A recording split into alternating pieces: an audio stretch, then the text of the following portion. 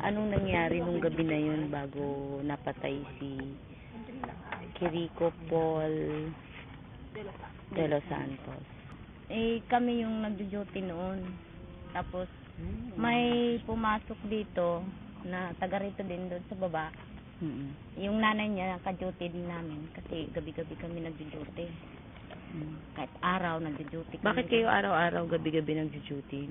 Ginugulo kami dito eh. Anong ginagawa sa inyo? Nananakot sila. Paano? Pasok sila dito, tapos sasabihin nila na, oh, walang magtayo ng bahay. Eh, wala namang gumagalaw, sabi namin. Eh, pag makita nila na may dala ka lang martilyo, agad silang mag-ano sa armas nila. Tapos sabi ko, ano ba yan, Lynn? Bakit ganyan yung mga gwardya? Sabi ni Arlene, ewan ko dyan. Di, aksyon na lang tayo, mga bato ang ano natin, mga stock natin dyan, mga bato. Di, ano kami mga bato, dito may mga bato kami, doon may mga kinalat kaming bato. Para saan yung bato? Eh, yun ang panlaban namin, kasi ano sila, manggulo sila dito eh. Nung ano na yun, gabi na yun, mga ang umuwi yung yung anak sa kasamahan namin, sumigaw. Sabi niya, ay, ano ba yan? Bakit pinuputukan niyo ako? Taga dyan ako sa loob. Kailan siya pinuputukan? Nung gabi na yun, kasi uwi siya eh. Sabado ng gabi, uwi siya dito. Pinaputukan siya? Bakit daw Eh, dito pa ang daanan namin. May may hagdanan pa kami.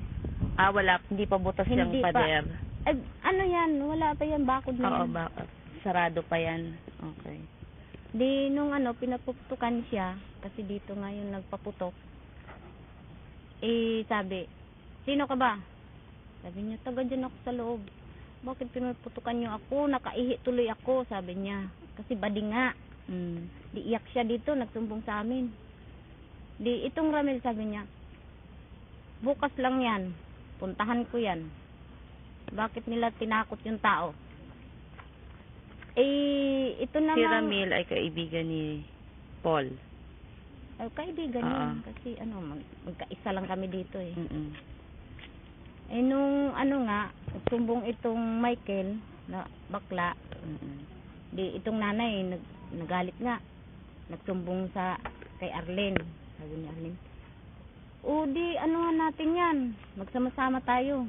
Sabi, ito namang early, pumasok, kinausap na pala niya. Eh, hindi daw yun magawa kasi kaibigan daw niya yun. Sabi ko, wag mo silang Sabi niya, pinapuputukan na yung tao, ayaw mo pa rin aksyonan. Kausapin mo. Specialist ka, hindi mo yung kausapin. Kaya mo, kausapin ko, pumunta siya. Sino po yung pumunta ulit? Si Ramil? Okay. Eh, nung na yun, linggo, di, may bisitang dumating. Itong anak sa dati namin presidente. Hindi pinapapasok. Di, nagsumbong naman itong anak ng presidente namin doon kay Ramel na hindi raw pinapapasok mga bisita niyang dalaga. Binastos pa raw. Anak ni dating presidente. Ano ang pangalan? Rodrigo Loria? Loria. Okay. Di, pinuntahan. Pagpunta doon ni Ramel, sabi niya, bro, ano ba yan? Ba't binastos ninyo yung bisita sa Tagaloob? O ano ngayon? Ano gusto mo? Ay di, sa galit ngayon, pinuntahan. Binalikan. 3 na sila. Ay maya-maya, nagradyo na. Dumami na sila dyan sa barak. Ilan na sila? Marami sila. May barel lahat. Itong Noli, nagawa-gawa siya ng bahay sa biyanan niya. Sabi niya, ay sabihan mo nga doon na magbatingting kasi mukhang iba yung naramdaman ko sa mga tao na yan. Ano yung batingting? Bakit ganun? Yung magbatingting kasi kami pag oras. Mag-bells. No? Tama ba? Bells. Ano ibig sabihin nun pag nagbatingting? Emergency. Yun ang signal nyo. Okay. Nung ano na yun, di nag-umpo ka na, marami ng tao. Sila kumalat na doon. Marami na sila doon. Oo. E di sumigaw ito ngayon uli. Puntan mo doon, takbuhan mo na walang lalabas sa bakod. Okay. Yung bakod na ginawa ninyo, para kayo ang gumawa ng bakod na yun para hindi pumasok ang gwardiya. Okay. E di nung ano na yun, pagpunta doon ni nung namatay nga, bagong ni Kiriko. gising. Oo. Ni Paul. Naglabasan na. Ah. Putukan na ngayon. Yung bahay nga dyan na mahaba. Paano nagkaputukan? Anong ginawa ni Paul? Ba't siya ang naputukan? Lumapit nga siya doon. Akala nila, sugod na. Kasi sinabi, walang lalagpas dun sa bakod ninyo na kayo ang gumawa. Si Paul, lumabas siya ng bakod nyo. Yung mga gwardya, sinong nakarinig nung bago siya na barel? Anong pinag-awayan? Ay, walang pinag-awayan noon. Ba't siya pinaputukan? Nangagalit na nga dito yung mga gwardya kasi nagbanta na yun na dito patuluan talaga ng dugo. Matitigas daw mga ulo dito. Ayaw daw maglabasan, mga tao ayaw mag-alisan. Nagsalita na yung mga gwardya na ayaw niyo dyan mag-alisan ha. Talagang pinapaano pa yung mga kubo nyo dyan ha. Tandaan niyo yan, patuluan namin yan ng dugo. Sino nagsabi niyan? Yung mga gwardya. Kaya nung gabi na yon, mainit na dahil may naunang away, lumabas si Paul. Ba't siya lumabas?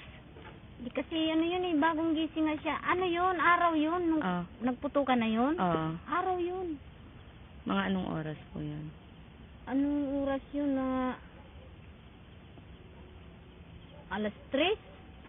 2:00, parang ganun. Okay. Hapon. Di nung pagsigaw na may natamaan, may pumunta na doon na itigil ninyo yan, babae. Taga dyan. Tigil ninyo yan, kasi may natamaan na sa amin. Sige pa rin sila, paputok. Tapos nung bahay ni Gugu dyan, ang tinamaan ng tinamaan. Tagtad yun sa bala manay. Tapos yung mga babae nagtalunan na doon sa ilat. Maraming putok. Marami. Abot dito, oh. Okay, tapos? Di nung ano na yun, nung nagsigaw na may natamaan, tumakbo ako. Muntik nga ako matamaan sa bala. Nakayuko lang akong ganyan.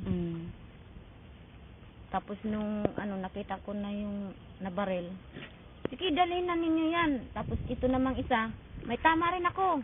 May pera mo kong flashlight, oo. Sabi niya, may tama rin ako. May outpost pa kami dito, dinala namin dito. Tapos yung isa, ilalabas na kasi matindi nga ang tama ni Mang Paul. Di, yung isa nakahiga. Tinayo namin kasi... Ilan po lahat ang tinamaan dito nung nagkabarilan? Si Ramil at saka si Paul. Oo. Okay. Si Ramil may tama lang ng bala. Ang tama niya dito. Sa balikat. Nakatalikod din.